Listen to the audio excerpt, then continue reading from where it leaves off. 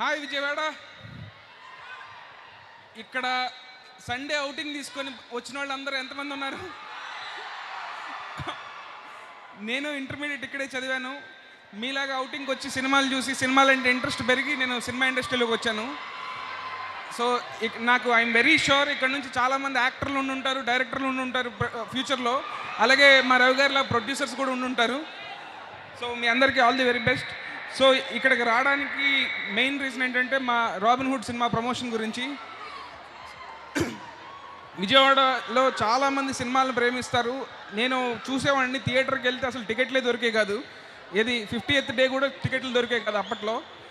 So ఈ cinema గురించి చెప్పాలంటే రాబిన్ హుడ్ చాలా బాగా వచ్చిందండి.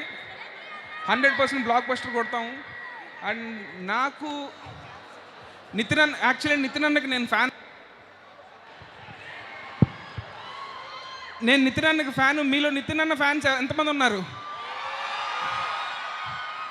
సో మీలో ఒకటిగా నేను దిల్ సినిమా చూసి ఫ్యాన్ అయ్యాను. మీలో ఒకటిగా వచ్చి నేను భీష్మ సినిమా తీశాను. అండ్ నేను భీష్మ తర్వాత నెక్స్ట్ సినిమా తీస్తున్నానంటే డెఫినెట్గా ఈయన ఫ్యాన్గా దానికంటే రెట్టింపు ఉండే సినిమా తీశాను. అండ్ కాన్ఫిడెంట్గా వస్తున్నాము. సమ్మర్ ఫస్ట్ సినిమా March 28 వస్తున్నాం. రాబిన్ హుడ్ ఖచ్చితంగా బ్లాక్ బస్టర్ కొడతాం. అండ్ నాకు ఇంతగా మా ఇద్దరికి సపోర్ట్ చేసిన రవి గారికి, నవీన్ గారికి థ్యాంక్ యూ సో మచ్. డెఫినెట్గా సక్సెస్ మీట్లో మళ్ళీ వచ్చి అమ్మవారి దర్శనం చేసుకొని మళ్ళీ మీ అందరినీ కలుస్తాం. Thank you so much. Thank you Venky గారు. Another blockbuster loading.